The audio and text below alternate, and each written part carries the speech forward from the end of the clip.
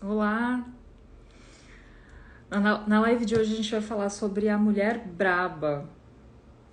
Você conhece alguma mulher braba? Ou você se considera uma mulher braba? Eu já tinha começado a live, na verdade, e só que aí ela tava sem áudio. Então eu tô voltando aqui pra ver se agora vai funcionar. Espero que funcione. Flá, me fala se tá funcionando, se tá me ouvindo direito, porque não tava rolando. E aí eu falei um tantão da história e agora não vai. Acho que não tava rolando o áudio, gente. Então, bem, eu vou falando aqui da Mulher Brava. Ah, que bom, obrigada. Tá rolando. Valeu. Então, vou começar tudo de novo aqui, porque. porque. Né? Não deu pra ouvir. Então. A Mulher Brava. Então a gente vai falar um pouco do percurso, né, dessa mulher. Lembrando que esse estudo faz parte do nosso estudo sobre o livro Mulheres que Correm com os Lobos, né? Tem um círculo de mulheres que acontece a cada 15 dias, na segunda-feira, a gente se encontra pelo Google Meet e a gente discute por algum capítulo do livro. Esse capítulo de agora é o capítulo 8 do conto Sapatinhos Vermelhos. Ah, Thalita voltou, que bom que ela conseguiu voltar. E a gente vai falar, que bom que tá rolando, da mulher braba, né? A gente fala também das armadilhas que a mulher encontra aí no seu caminho e algumas estratégias de enfrentamento, né? Que algumas que podem funcionar, outras que não, e o perigo de algumas delas também. O conto Sapatinhos Vermelhos, ele acaba ilustrando muito bem alguns percalços aí no caminho. É um conto que acaba de forma meio trágica, mas é legal esse... Às vezes esse final chocante, ele vem para firmar ali, pra gente lembrar de um aviso que é muito importante, que se for ignorado tem consequências também desastrosas, né? O conto é muito legal, gente. Eu super recomendo que vocês conheçam o conto. E o livro também, o livro é muito legal. Aí, meu pai. E então, né, a gente... No livro, a Clarissa fala da mulher braba como uma mulher que saiu do seu estado natural, né, estado natural que ela chama que é o estado selvagem, né? Enquanto a palavra selvagem aqui como oposição à palavra domesticada. Então, a mulher que antes de ser domesticada, né? De ser meio que forçada a se adaptar a algumas exigências sociais, né? Do papel de gênero dela, ela estaria numa posição, num estado selvagem, né? Só que aí essa mulher braba é alguém que já saiu do estado natural, que já caiu nessa primeira armadilha, que é a armadilha da socialização, que muitas mulheres, não, que todas as mulheres que vivem nessa sociedade enfrentam, que é, por exemplo, as exigências em relação ao corpo, várias, por exemplo, a questão da cobrança com a maternidade, a cobrança com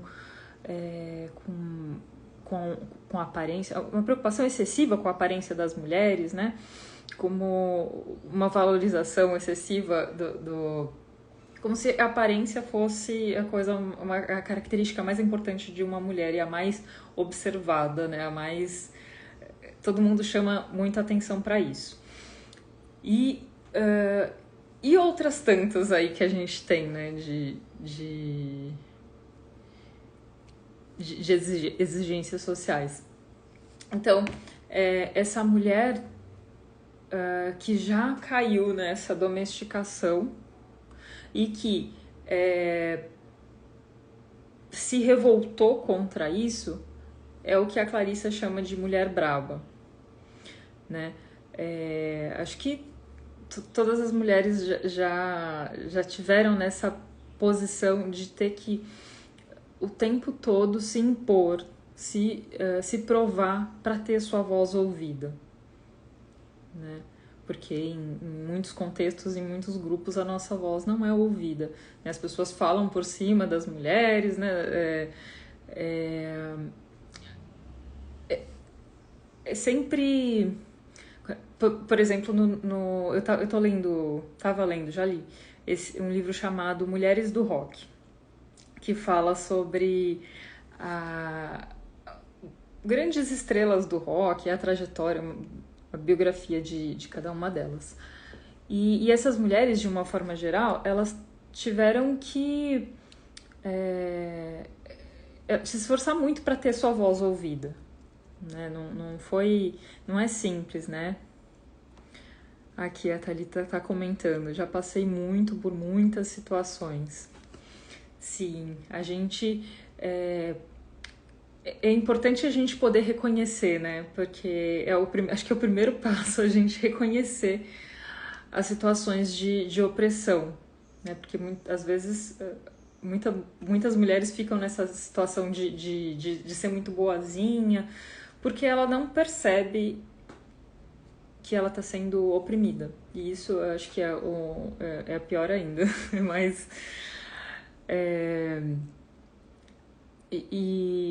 Mas ser braba também não é fácil, né, pra gente, né, Thalita? A gente tem que ficar o tempo todo firmando a nossa posição, ter que o tempo todo ali estar se impondo, é super estressante também pra gente.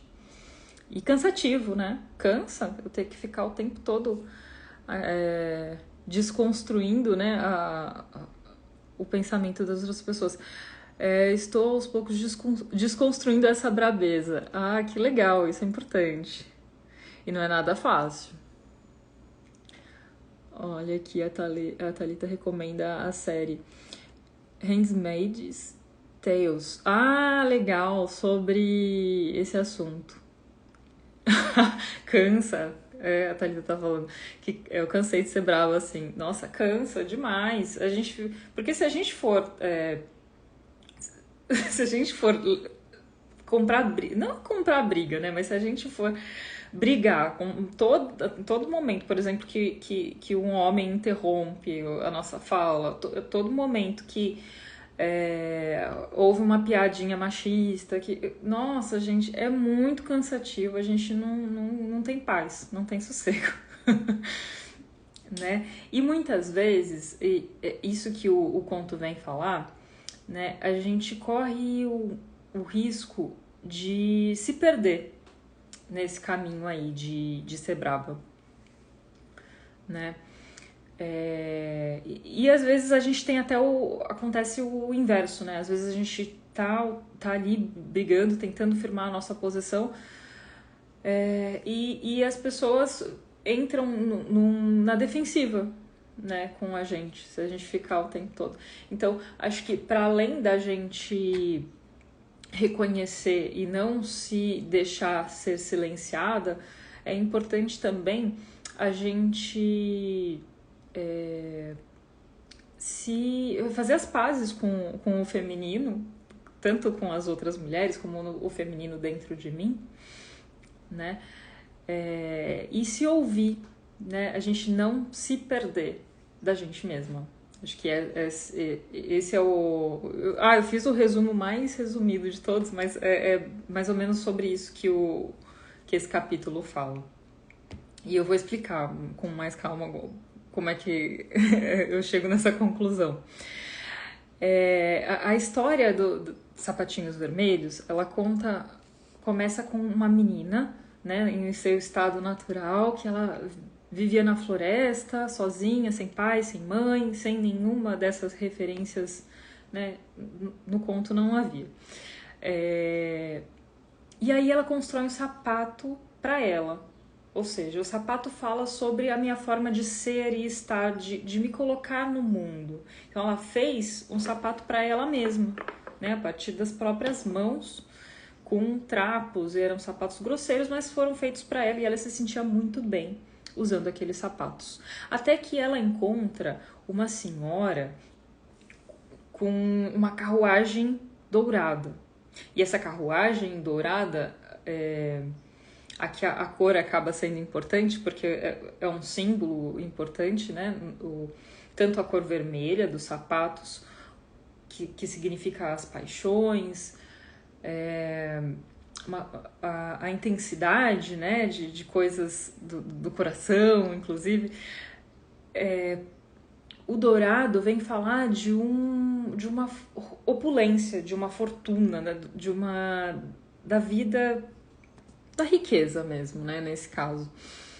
E aí ela passa pela primeira armadilha, que é a carruagem dourada, que é a promessa de uma vida mais confortável, né? Mas e que em troca ela vai deixar essa vida mais natural para trás. E essa promessa, ela aparece pra gente, para muitas mulheres, por exemplo, como, sei lá, o marido rico, a promessa de eu vou ser boazinha, eu vou me adequar à vontade dos outros, ou a expectativas sociais, para pertencer, né, para ser aceita. E aí a gente tem que tomar cuidado com essa primeira armadilha. A segunda armadilha que a Clarissa fala pra gente é a velha, né? A velha desse conto, que aparece na Carruagem Dourada, ela não é uma velha... Ela não representa o arquétipo da velha sábia. Ela representa o arquétipo também de velha, mas a velha numa nuance diferente. Como uma velha que defende as tradições acima de qualquer coisa. Então, para ela é mais importante obedecer às normas sociais do que suprir as necessidades da alma, por exemplo, né? E a terceira armadilha, né, quando a velha ela vai para casa da velha, ela tem que ficar quieta, só pode falar quando alguém fala com ela, não pode ficar pulando, dançando, e aí ela ganha uns sapatos pretos, sem graças, que ela não curte muito, e os sapatos vermelhos que ela fez para ela mesma são atirados ao fogo. Isso é uma coisa que é muito comum também de acontecer na socialização das meninas, né? Elas são, muitas vezes, a forma natural dela se colocar no mundo é ridicularizada, né? Muitas vezes a gente, né? Os adultos passam para as meninas a mensagem de que a opinião delas não importa, de que o que elas pensam ou o que elas sentem não tem relevância. E aí, né, o que acaba acontecendo é que ela acaba tomando isso como uma verdade, e é isso que é o símbolo do sapatinho vermelho sendo jogado ao fogo, esse sapatinho feito por ela mesma. E aí a gente vai já para quarta armadilha, que ela meio que foi viver lá com a velha e ficava ali muito tempo no que eu chamaria de privação em relação a... Que é isso que uma mulher ser muito boazinha, muito obediente, muito adequada, né, acaba acontecendo. Ela entra num estado de privação em relação ao que ela sente, aos instintos, aos impulsos dela, né? Ela fica ela se reprime demais. O problema é que vocês já ouviram essa frase provavelmente, né? Mas geralmente no contexto de dieta, a restrição gera compulsão. E quando a gente se restringe muito, quando a gente se coloca nessa posição de muito controle, a gente acaba desencadeando um mecanismo de compensação que muitas vezes aparece, por exemplo, quando você fica muito tempo em privação de comida. E é fácil da gente identificar, né? Você fica muito tempo sem comer, e quando você vai comer, você perde o controle. Você tem um episódio de compulsão alimentar. E você come para além do que precisava, né? Isso é muito comum de acontecer na alimentação e é muito comum de acontecer em outras áreas da nossa vida também. Quando a gente negligencia as nossas necessidades básicas, né? De afeto, de amor, por exemplo, de fazer as coisas que eu gosto. Se eu fico, por exemplo, muito tempo trabalhando sem tirar férias, eu acabo correndo esse risco de cair de perder o controle, de ir pro outro lado da balança. E essa é uma armadilha comum, né? A hora que eu percebo que eu tava a hora que essa mulher percebe que ela tava sendo muito boazinha, que ela tava, né, que é a armadilha número 3, eu acho, que ela tava sendo... Ela corre o risco quando ela se contém demais para agradar sempre o outro, sempre coloca a vontade do outro em primeiro lugar, né? Primeiro, antes de ser quem eu sou mãe, eu sou esposa, eu sou filha, então eu tô sempre querendo agradar o outro e eu vou ficando de lado, eu vou ficando em último lugar na lista de prioridades. Quando isso acontece por um tempo prolongado, a mulher corre o risco primeiro de se perder de si mesma, né? De quem eu sou, né? Tá todo mundo na minha frente e as minhas prioridades e os meus valores e o que é importante para mim, o que eu gosto, né? E aí, quando ela percebe que ela estava por muito tempo nessa situação, que acontece, por exemplo, muitas vezes com uma mulher que acaba se divorciando, sei lá, os filhos cresceram e ela resolveu divorciar.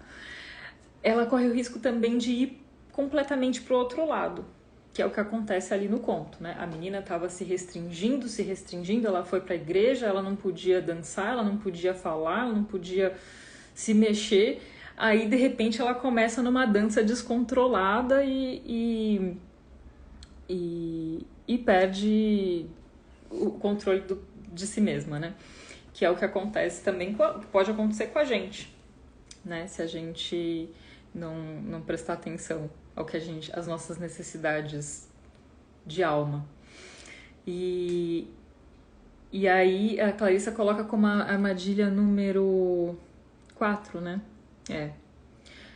E aí a armadilha número 5 seria quando ela começa a mentir, quando ela começa a ter uma vida secreta, né? Ela vai lá no sapateiro, o sapateiro percebe que ela vai comprar o sapato escondido da velha e dá uma piscadinha pra ela e, tipo, vamos enganar aqui a velha, né?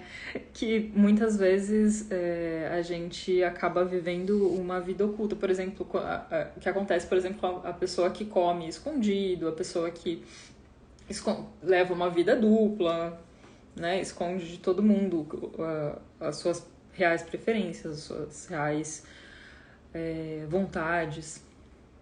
E aí a gente vai para a armadilha número 6, que a gente observa muitas vezes que as mulheres acabam, quando elas passam a ir contra algumas normas sociais, né, que são estabelecidas e cobradas das mulheres, ela acaba se vendo sozinha nesse caminho, né? Ela é comum, infelizmente isso é muito comum, a gente vê que outras mulheres não apoiarem a mulher nessa situação. Quando uma mulher vai contra alguma norma, outras mulheres reproduzem uma opressão que elas mesmas já viveram. A gente estava no Círculo de Mulheres ontem e trouxeram vários exemplos disso. Eu tô tentando lembrar de algum bom. As mulheres trouxeram exemplos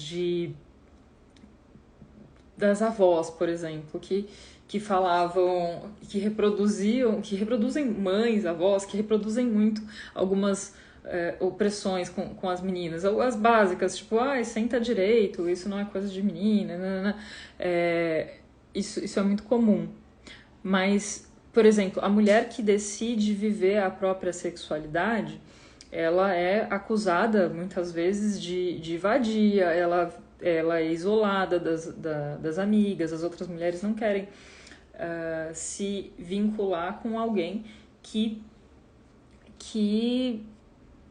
essa mulher acaba sendo mal falada, inclusive, né? E essa é uma das armadilhas também que a mulher braba acaba enfrentando, né? A própria Janis Joplin, né, que a hora que ela começou a sair muito dos trilhos, ela era socialmente muito condenada, né? E aí, nesse momento que ela tá aí correndo o risco de se perder, e que foi o que aconteceu mesmo com a Janis Joplin, ela não tem ao lado dela uma amiga ali pra puxar a orelha, pra calma, né? Não é por aí, pra segurar, pra dar aquele chacoalhão ali que só uma boa amiga sabe fazer, né? Uma mãe, uma avó, sei lá, alguém ali pra tá do lado, né? Então, acho que essa armadilha vem falar pra gente também da importância da gente ter rede de apoio, né? Outra coisa comum que a gente vê acontecer é a mulher num relacionamento abusivo se isolar socialmente. Ela acaba se afastando das amizades, das pessoas, e aí ela fica numa situação de maior vulnerabilidade, né? Porque ela não tem ao lado dela pessoas que poderiam alertá-la do risco que ela está correndo, por exemplo, né? Que poderiam chamar a atenção dos perigos que ela está correndo. E normalmente essa mulher ela acaba indo sozinha pro buraco, né? Não tem pessoas à volta dela, que é comum as pessoas mais julgarem do que apoiarem. E isso é muito triste e infelizmente muito comum. Aí ela fala da 7ª armadilha. Ai, gente, já estamos acabando. A mulher muitas vezes ela tenta se encaixar, ela tenta... O exemplo, por exemplo, da mulher que está num relacionamento abusivo. Ela tenta trivializar aquilo que não é trivial. Por exemplo, ela tenta pensar que é normal a violência, que é normal a agressividade masculina, é uma coisa que acontece em todos os relacionamentos e a gente tem que lidar com isso. Será? Né? Acho que é importante a gente tomar cuidado com essa trivialização daquilo que não é normal, daquilo que não é saudável.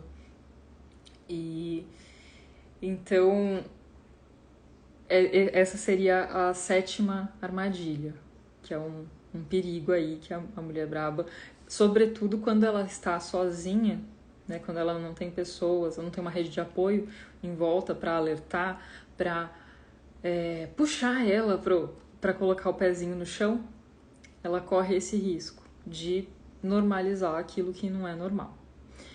E a 8ª armadilha, né, que no conto é a dança descontrolada, que são as compulsões, quando a gente se entrega às obsessões, às compulsões próprias de quando a gente se afastou demais de quem a gente é e ainda está perdida e ainda não encontrou, né? Quando a gente está numa situação como essa, é comum a gente chamar o urubu de meu louro. A gente se agarrar a qualquer coisa que pareça que vai me salvar, que vai me tirar dessa situação ou de falta dessa aridez emocional, né? Dessa falta de significado na vida. É comum, por exemplo, acontecerem os excessos. Excesso de trabalho, excesso de exercício, excesso de as drogas, excesso de comida, né? Tudo que aparece em excesso, mas que na verdade esconde uma falta, né? Por trás desses excessos, muitas vezes, tá a falta de contato comigo mesma, né? Ou tá a falta de olhar para as minhas reais necessidades. Então, às vezes o comer emocional é muito um exemplo disso, né? E o uso de drogas muitas vezes está relacionado com isso. Por exemplo, eu tô com uma dor e eu prefiro beber para esquecer os meus problemas do que olhar para os meus problemas, olhar para essas questões que eu tô precisando cuidar. Então, essa seria a 8ª armadilha. E eu acho que, basicamente, né, tanto esse conto vem falar pra gente, como o que eu queria falar sobre a mulher brava, é isso, né? Acho que é importante, sim, a gente ser brava até certo ponto, a gente não se deixar silenciar, né? E olhar para quem a gente é e como a gente quer se colocar no mundo, mas ao mesmo tempo a gente não perder o contato, não ficar só nessa combatividade em relação ao outro, em relação ao ambiente e olhar mais para mim, né? Para você, para dentro de você. Quem que eu sou, o que eu quero, o que eu preciso, o que eu valorizo, né? Olhar para não se perder de você mesma nesse percurso, né? E também não ficar sozinha. Você pode ser brava, mas não seja brava sozinha, não. A gente precisa de ter rede de apoio. A gente precisa de amigas, a gente precisa de amigos, a gente precisa... A gente tá correndo risco quando tá muito sozinho. A gente precisa de pessoas que estejam testemunhando os nossos processos também, né? Por isso também que eu vou convidar vocês para fazer parte do nosso círculo de mulheres e valorizar os seus círculos também de conversa, né? Valorizar as suas amizades e as pessoas que testemunham os seus processos, que estão junto com você, pessoas com quem você pode se abrir, né? Os seus terapeutas também, né? Que são super importantes. E acho que essas são... E fazer as pazes com o seu feminino também, né? Porque uma coisa é a gente se dizer feminista e combater os silenciamentos que acontecem com a mulher. E outra coisa mas por outro lado é importante também a gente se reconhecer enquanto mulher e fazer as pazes com o feminino em mim e no outro, né, tanto nas outras mulheres como nos homens, né? Enfim, eu acho que tudo isso faz parte de um processo mais saudável aí para lidar com essas armadilhas. A gente continua conversando aí nos stories. Gente, se alguém quiser fazer alguma colocação, eu já resumi tudo que eu queria falar do conto. E é isso, gente. Então a gente continua conversando nos stories e na terça-feira que vem, na próxima terça, tem mais live. Até mais, valeu, gente. Beijo.